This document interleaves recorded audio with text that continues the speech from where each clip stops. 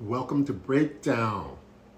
It's Thursday, November 21, 2024. JJ is itching closer and closer to college football playoff. 2 weeks remaining. Two more games for most of the teams. Yeah, we're in the back. What do they call it in horse racing when you're coming around the last stretch? I don't know. We're The there. home stretch? The home stretch. We're at the home stretch. Yes, we are. We're in the home stretch. How's it looking? I mean, it depends on what team you root for.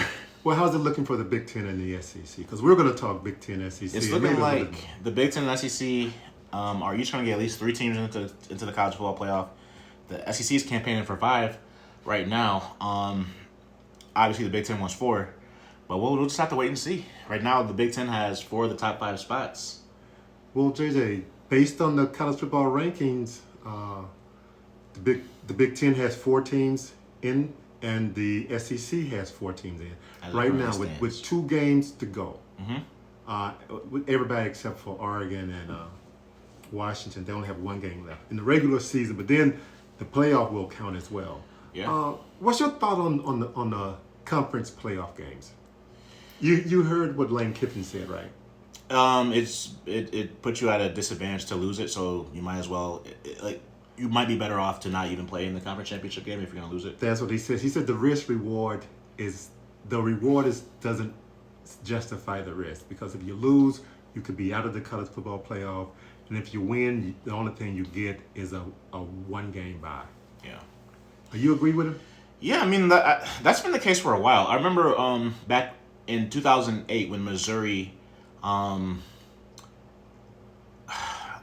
lost to one team, Kansas, twice. Oh, okay. But and they got penalized because they made it to their Big 12 championship game, and they didn't get to go to the they didn't get to go to the because they lost the BCS goal. They lost the Yeah. championship game. Yeah. But another team did get an at-large BCS bid because they had 1 less loss.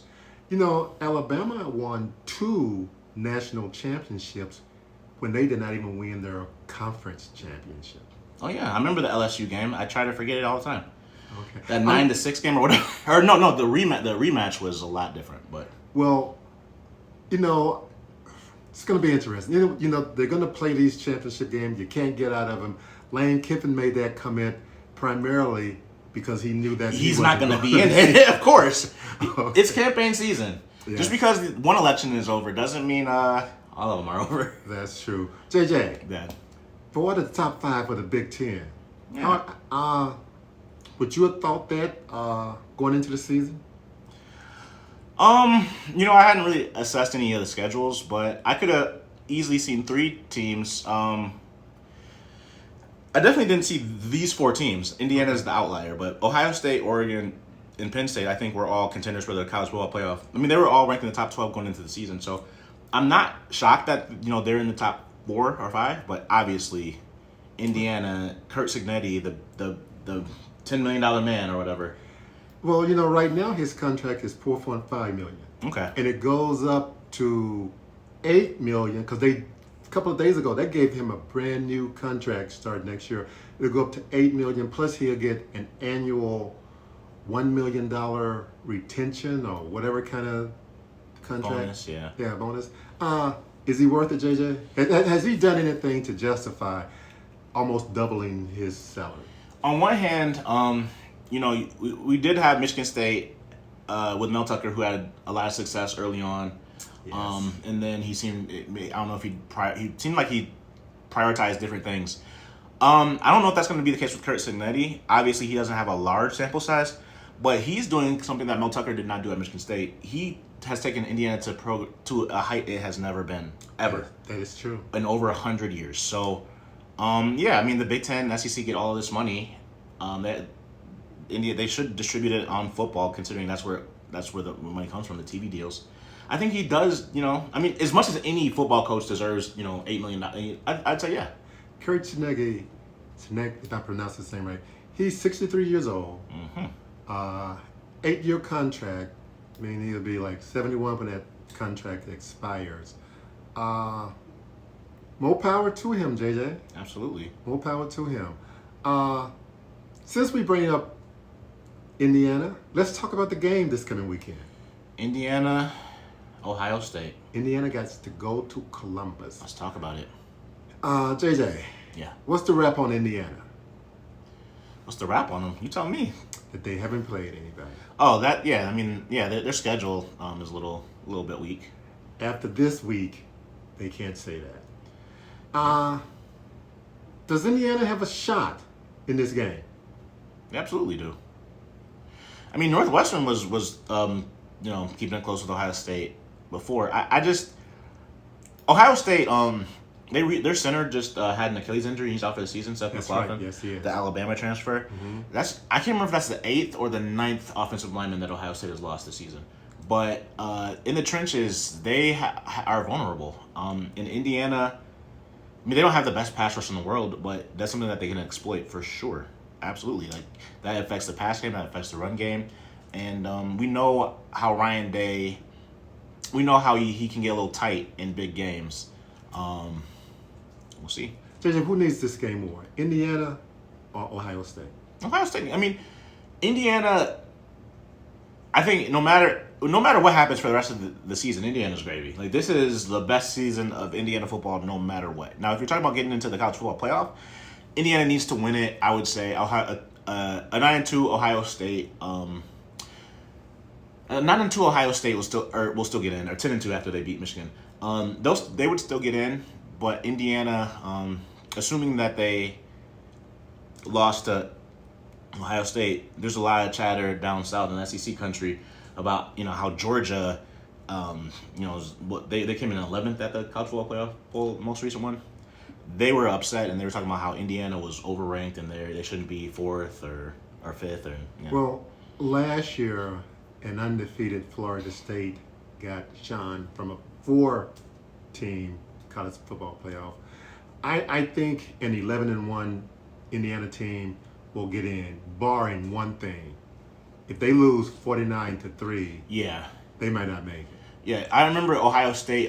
They had to win big over Wisconsin. The Cardale Jones in the Big Ten championship game. Yeah, the year that they won the championship. Yeah. And they won 59-0, and yes. So a showing like that will keep Indiana out. But if they keep it close, they'll absolutely be in. If they keep it within 17 points, I think. 17? Within 10 for sure. 17, it depends on how.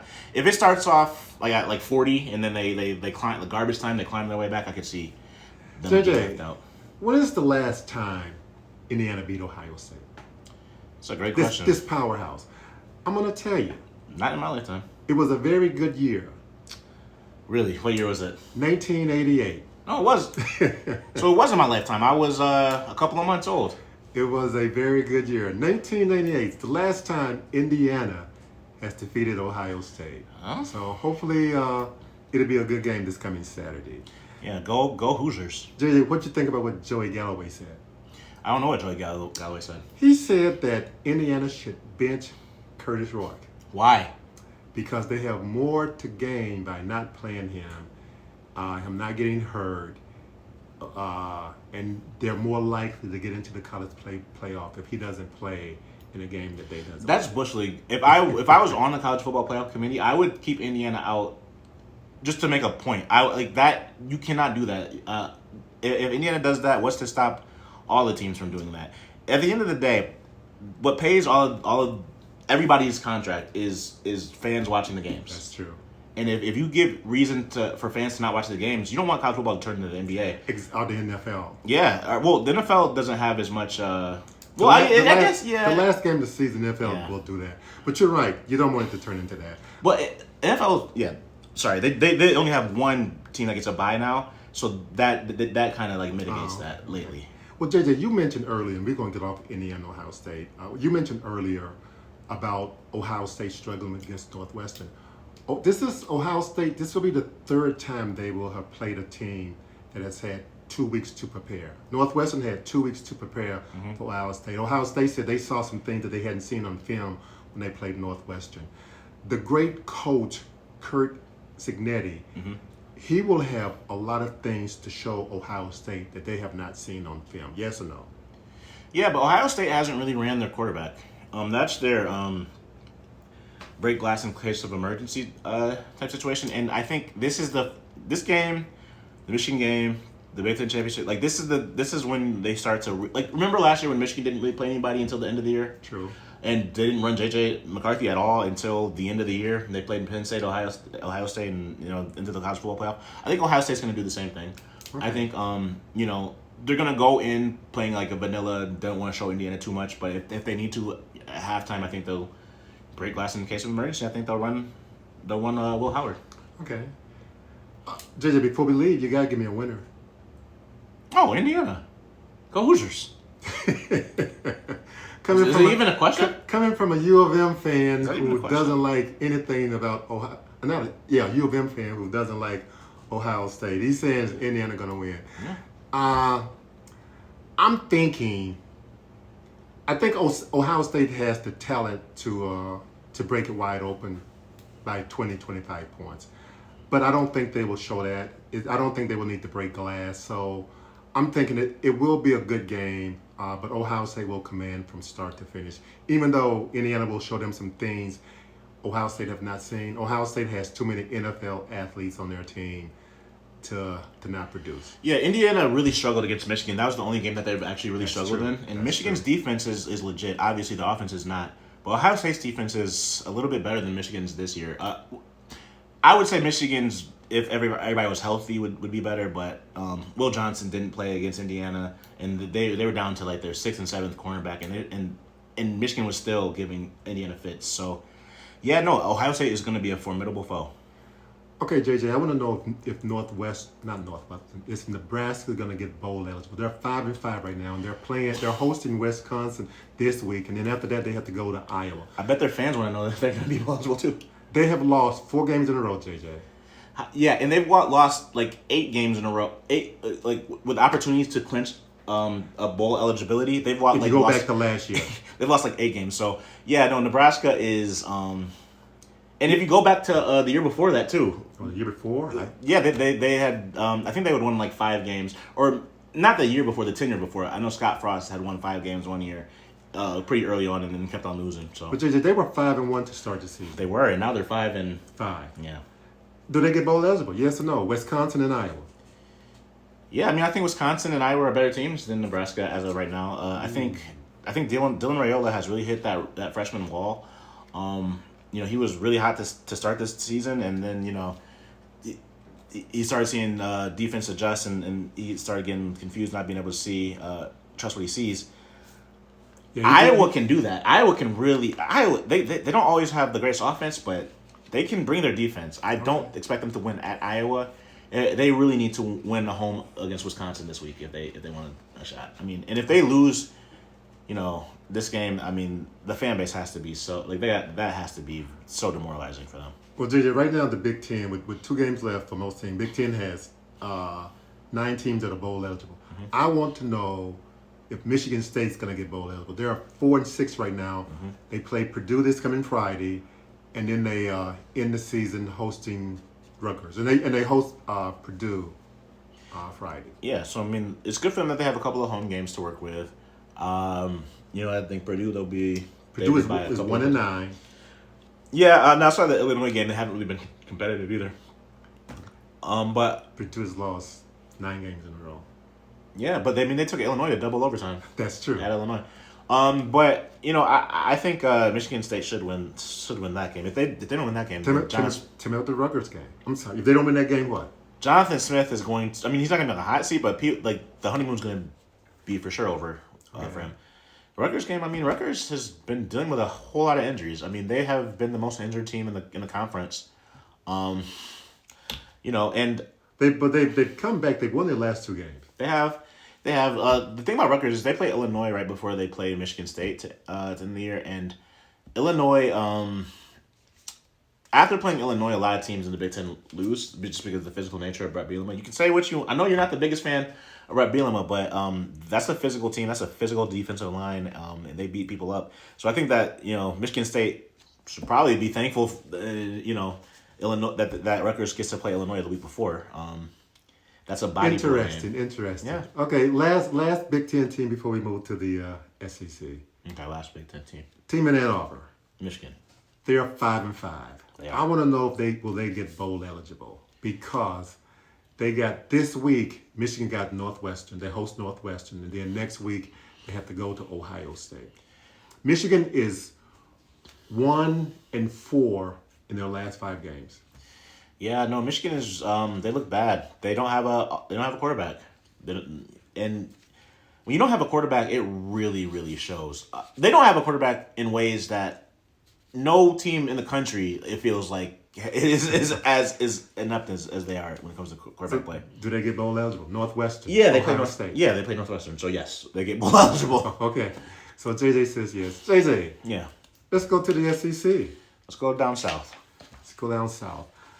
There's really no, in my mind, no big game in the SEC. But to me, the game that I'm most interested in is Auburn hosting Texas A&M. Texas A&M is like the Rodney Dangerfield of the SEC. They're getting no respect down there. I mean, they've only lost one conference game right And now. when was that? Texas A&M? Yeah. They lost to Mississippi, Ole Miss. Okay. Yeah, I mean they have one conference loss. I'm thinking that was South. I thought it was South Carolina. It was South Carolina. Yeah, I'm sorry, it was South Carolina. South Carolina has been killing teams. I'm really. It's a shame, but I really like South Carolina. But yeah, they didn't deserve any respect after what South Carolina did. South Carolina dismantled them. Okay, but JJ, they dismantled LSU. Well, not dismantled. They beat LSU. They played the teams in front of them. They beat Missouri. They dismantled Missouri. Yeah, I mean that's true, but like I think the thing that they had going for them was the air of the mystery. Like they had the unexpected nature of putting in their backup quarterback, and then from there putting in the starting quarterback. Once teams were started prepping for the backup quarterback, you can't do that anymore. Mike Elko can't run those tricks. I mean, at the end of the day, he's gonna have to line them up, and there's enough film that defenses are going to know how to play Connor Wiegman, and defenses are going to know how to play the other guy, Michael. I can't even think his name either. But okay, JJ, who's going to win? Texas A&M or Auburn?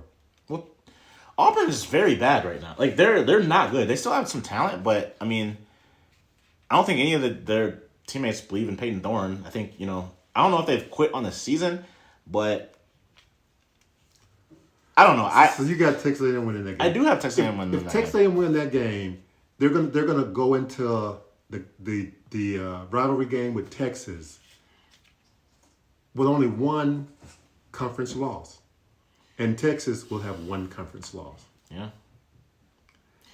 It seemed like they should be getting more pub to me. Well, no, I mean, look at their schedule. They're gonna play an Auburn team. Auburn's best win is at Kentucky, and they don't even have another one that's even close to that. True. The SEC, the Big Ten, there's a lot of diluted schedules in both conferences. So I mean, they're not getting respect, but they got demolished by a Notre Dame team that lost to Northern Iowa, which it seems like the who's like what number 6 in the country right now. Yeah, it seems like I meant Northern Illinois. It seems like the playoff committee seems to have forgotten about that game completely. So okay, The Northern Illinois game. So you got Texas A&M defeating Auburn. Yeah, I mean, okay, JJ, this is my other game, and then I'm gonna let you have the floor. You can tell me what you want. Game that interests me is Florida hosting Mississippi. yeah, I like that game. I never believe in Mississippi. Florida dismantled LSU. They did. They Put Brian Kelly on the hot seat, maybe. Yes, they did. They announced that their coach was coming back because everyone thought Napier was pretty much gone. Yeah. And now he's coming back. They got new blood. Got 5 wins. A win now will put them make them bowl eligible against Mississippi. Well, they have a gimme at the end of the year, Florida. So they're gonna be bowl eligible. But Mississippi need this bad. Mississippi lose another game this year, their playoff hopes are gone. Yeah, I mean, and I don't know where their playoff hopes are currently, but yeah, if they lose another one, they can just talk about. Well, where they're ranked at right now, unless somebody move up way ahead of them, or they lose and drop back, they pretty much are in the playoff. I don't remember. Like, who was the highest ranked Big 12 team?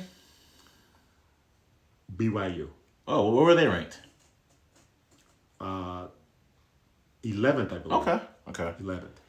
I don't know. I Mississippi needs Could have this. been 12th, but I'm thinking 11th. Mississippi needs this, but I don't know. Florida has DJ Lagway, that true freshman. He was really good against LSU. Who you got, man? It's a big game. It's home for Florida. It's in the swamp. Mississippi already lost to Kentucky. I really don't know. It depends on Florida's defensive line. If they're in the backfield all day, I think Mississippi loses. I'm gonna go with Mississippi to win. But I could see either team. What say you? I got Mississippi win, but JJ, I was going to get it, but I got to ask you about a pair of 6-4 teams. Okay. LSU hosting Vandy. Both teams are 6-4. Mm-hmm. But you never would have thought that going in. Does Vandy have a shot? Yeah, they'd be Alabama, Auburn. LSU has lost to USC. They lost to Florida. I mean, they have a shot, but Vandy hasn't really been playing great as of late. I think Vandy will not win, but they have a shot. If they win, what does that do to LSU's coach? Well, Brian Kelly's going to have to talk things over with his family. And, I don't think he'll get fired or anything this season, but, yeah, I mean, LSU does not play around. They don't. But his buy would be over $60 million. Yeah, he'd be the first coach to not win a championship at LSU since... there's what the last three have: Saban, Miles, and Orgeron. Yeah, you're right. So he'd be the first ones in over 20 years. So, yeah. Speaking of buyout, the New York Times? No, the Wall Street Journal came out with an article saying that this year's coach firing has been the lowest in like decades. Teams have not been firing their coaches as readily as they had been in the past in mid-season. Mm-hmm. A lot of it, I think, is due to the revenue sharing that starts next year and the fact that there's 12 teams in the playoff this year as opposed to 4. But, JJ, we've talked SEC, we've talked Big Ten. Talk to me about the Heisman Trophy. Heisman Trophy. So, a couple of potential playoff teams have guys leading the pack. Ashton Genty at Boise State. Running back. Yeah. Leading the country in rushing. Yeah, leading the country in rushing. He's been incredibly dominant. He'll be the first running back taken in the NFL draft. He'll probably go in the top 10 if he doesn't get hurt, which doesn't really happen with running backs nowadays. So he's a transcendent type of player. Let me ask you this: would his running stats be as good as they are if he was in a different conference?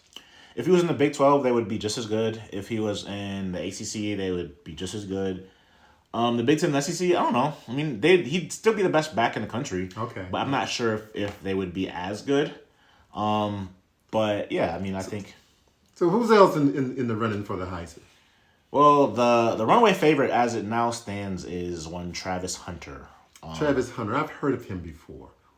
He's a pass receiver, right? Yeah, and... another receiver going to win... And a corner. And another corner's going to win. So is he going to win it mostly for being a pass receiver or mostly for being a DB? Yeah. He plays, he really comes off the field. He plays a lot of snaps. It's not like a Charles Woodson situation. It's not a Deion Sanders situation where, they'll throw him in for a couple, when you need a first down, big plays. It's not a Chris Gamble situation or Ohio State back when they won the championship in 2002. He also played a lot both ways, but no, this is unprecedented. This is like Shohei Ohtani. It's okay. And Travis Hunter announced that he plans on playing both ways in the NFL as well. Obviously, with his size, people think that he'll be better as a corner. But few people have had the ball skills that Travis Hunter has. So I agree with you 100%. Yeah. It was shocking when Deion got him at Jackson State. Yeah. Followed him from Jackson State to Colorado. And Deion just picked up the number 2 college recruit for next year. Deion definitely. I think Deion owes Travis a lot because Travis was the first guy to the first big guy to do it, and once he had success, other guys followed. They got the true freshman tackle that started off shaky, who's been playing so well now, the 5-star. I don't think he would have came to Colorado without Travis Hunter. I think Travis just really opened the door. Obviously, Shador was going to come, but yeah, I really think Travis. You mentioned DB combo receiver. You mentioned a running back.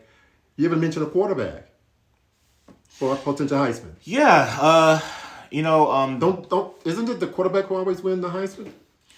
I mean, it had been for a while. It would basically turned into a quarterback award once quarterbacks started running the ball a little bit more in college. That kind of cut into running backs. Okay, it very much so. Very much so. You had the Johnny Manziel's, Cam Newton's, the Tim Tebow's. You have all these guys running around. Is there no quarterback out there? Well, Cam Ward is going to be in New York from Miami. Unfortunately, they lost to Georgia Tech, which is, I mean, his stats were great. I mean, he threw for 400 yards and 3 touchdowns, and I mean, he played great, but they lost to Georgia Tech. So, JJ, I've not heard you mention anyone from the Big Ten or the SEC. Yeah, I mean, no one from the Big Ten or SEC would come close to deserving anything near an invite. I mean, Dylan Gabriel would be the closest, but he has been unspectacular to me. Okay. And, nobody else. I mean, Carson Beck was supposed to be good. Quinn Ewers was supposed to be good. People are talking about Quinn Ewers, like, what's he going to do next year? Because they're playing Arch Manning next year at Texas, so he won't be at Texas. But is he gonna be in the draft? That's a good question. Or is he gonna transfer to Oregon, or maybe Arkansas? I don't think he'll do that. Okay. So the quarterback play in the Big Ten and SEC has been disappointing. Okay, we'll discuss that one day. Okay, well, okay. Don't Gabriel to the side. Who's the second best quarterback in the Big Ten or SEC? Ewers is not chopped liver. Yeah, he's okay. Jackson Dart is not chopped liver. He's good. Beck seemed to have gotten back into stride after a couple of wins. Yeah, no, I think running the ball gets him into a rhythm. I think now is the time of the year where quarterbacks are going to start running, and he ran a lot last game. I think that's going to happen. I'm just saying. I mean, there are some quarterbacks out there. I wouldn't say it's a super down year. I still would though. I'm gonna still stand on that. Well, JJ, but Lenore Sellers from South Carolina, he's the guy to watch out for next year. Yeah, he is a freshman. He's the guy to watch out. He's been getting better and better every week. So, JJ, yeah, I think I'm done for the week, but I'm open to anything you want to talk about. That's about it. I mean, I think we can pivot to talking a little bit about the tournament in basketball that's paying out all that money. We can do that. The tournament in Vegas. Yeah, we can do that next week or something like that. Okay. And go ahead. No, that's it. And after that, JJ, we will be able to start talking about the SEC Big Ten invitation for football. They call it the CFP. Yeah. Are they going to get 4 teams apiece? Yes, they are. Yeah, probably. Yes, they are. We out of here, JJ. WPS. Wu Pig Sui. Yes, sir.